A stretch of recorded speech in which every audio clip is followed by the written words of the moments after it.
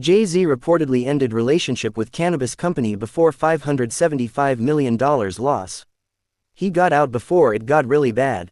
Contrary to the popular belief that Jay-Z's cannabis brand Monogram is tied to the parent company amid the latter's massive failure, the hip-hop legend and his company haven't been linked to the latter for the last couple of years. TMZ reports that a source revealed, Jay-Z stepped away years ago and it just went up in a mess.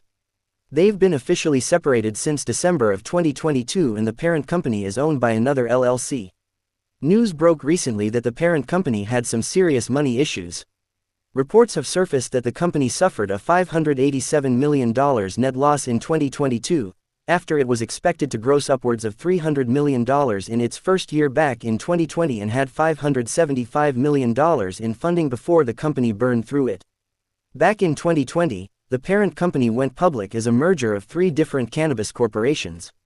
Jay-Z was named Chief Visionary Officer at the company, with his Monogram Brands joints as the company's primary luxury offering. Problems started nearly immediately, with the OG handrolls form of marijuana costing $50 per one. That's expensive when the average weed smoker can find a regular joint for no more than $5. Like many other things we've seen in cannabis surrounding rappers, the hype hasn't met the reality. Monogram was supposed to be an ultra-premium product, and I don't know anyone who tried it and thought it was anything more than mid-tier, said Seth Yucatan, a cannabis investor, to SF Gate about the company.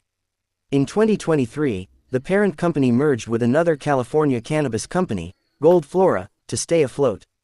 The parent company became a minority owner in its own company by only taking a 49% share of the new corporation. Gold Flora, to mention, is dealing with its issues, too.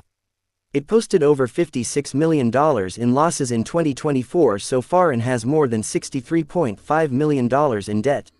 Say what you want about Jay-Z, but he knows when to get out before the trouble starts in the world of business.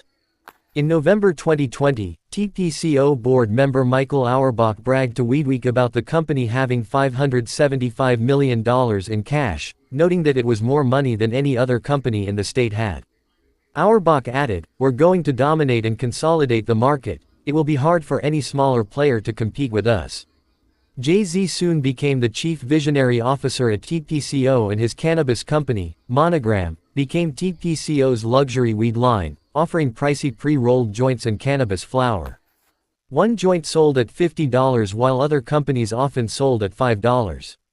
According to GQ, Monogram said their products were pricey because they were hand-rolled with premium cannabis, but the publication said the joints wouldn't stay lit for more than a few according to its Spock listing. TPCO expected to pull in $334 million in revenue within its first year of launching. However, like many other cannabis companies in the California market, it failed to achieve that much success. In 2022, TPCO reported a whopping $587 million net loss, reportedly due to overvaluing some of its acquired brands, like Monogram. In 2023, TPCO was forced to merge with another California cannabis company named Gold Flora to remain afloat. In the merger, TPCO grabbed a 49% share of the newly formed corporation, meaning they are now a minority owner in its own company, essentially being absorbed by Gold Flora. Before the 2023 merger, SFGATE reported that in December 2022, Jay-Z and his luxury line of cannabis, Monogram, cut ties with the parent company TPCO. According to Gold Flora's stock filings, Monogram separated itself from TPCO and is now owned by a separate LLC limited liability company. It's also reported that Gold Flora is financially hurting, reporting over $56 million in loss as of December 2024. However, they still have the exclusive rights to sell Monogram products in California, although it's unclear if they are still actively selling them. According to Seth Yucatan, a cannabis investor and advisor to several California cannabis companies, TPCO was spending mind-boggling amounts of money while still in motion and they had hoped to recoup their spending with Jay-Z's luxury line of cannabis products, Monogram, which reportedly failed to live up to the hype. Yucatan, like GQ, said Monogram's so-called luxury products received universally negative reviews. Yucatan added, "Like many other things we've seen in cannabis surrounding rappers, the hype hasn't met the reality.